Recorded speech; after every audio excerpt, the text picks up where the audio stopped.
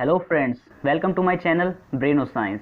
तो दोस्तों, क्या आपने कभी सोचा है कि हमारी उम्र क्यों बढ़ती है और हमारी डेथ क्यों होती है? तो यही है हमारा आज का टॉपिक जिस पर हम डिस्कस करने वाले हैं। टॉपिक शुरू करने से पहले मैं आपको बता दूं कि सेल और डीएनए किसे कहते हैं। हमारी बॉडी की स्ट्रक्चरल और फंक्शनल यूनिट को सेल कहते हैं और हर सेल के अंदर डीएनए पाया जाता है। डीएनए हमारा जेनेटिक मटेरियल होता है जो हमारी जेनेटिक इन्फॉर्मेशन को स्टोर रखता है। तो स्टार्ट करते हैं हमारा आज का टॉपिक। तो दोस्तों, हमारी उम्र इसलिए बढ़ती है और हमारी डेथ इसलिए होती है क्योंकि जो हमारी सेल्स हैं वो दोगुना नहीं हो पाती। वैसे आमतौर पर किसी पॉइंट पर एक सेल बढ़ता है और दोगुना होता है, और इस दोगुना होने के लिए उसके डीएनए को कॉपी कर पाना ज़रूरी होता है।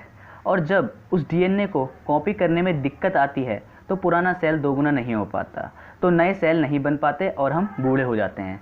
आप लोगों को पता होगा कि हमारे शरीर 20 से 35 साल के बीच अच्छे होते हैं, उसके बाद बुढ़ापे की तरफ बढ़ने का सिलसिला शुरू हो जाता है। इसका कारण ढूंढने के लिए साइंटिस्ट हमारे सेल्स पर रिसर्च कर रहे हैं।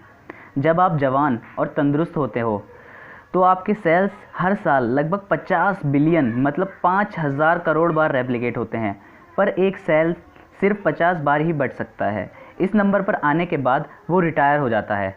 बढ़ती उम्र के साथ सेल्स के मरने की दर पैदा होने की दर से ज़्यादा हो जाती है और बूढ़े सेल्स पर हमले भी बढ़ जाते हैं। इन हमलों में सबसे खतरनाक होते हैं फ्री रेडिकल्स। ये ऑक्सीजन के वो अनस्टेबल मॉलिक्यूल होते हैं जो खुद को स्टेबल रखने के लिए आपके सेल से इलेक्ट्रॉन चुराते हैं। इस नुकसान की वजह से कैंसर जैसी बीमारियां भी हो सकती हैं।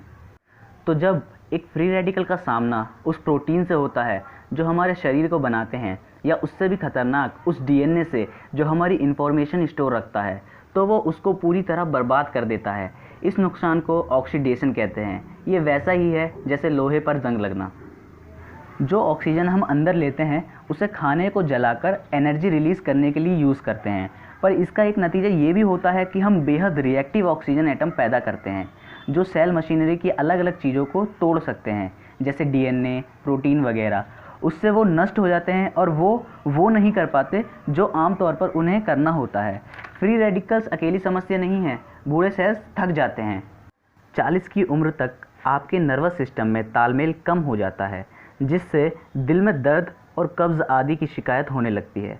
60 साल की उम्र में 20 साल के मुकाबले आपकी आँखों में 2/3 कम रोशनी प्रवेश करती है।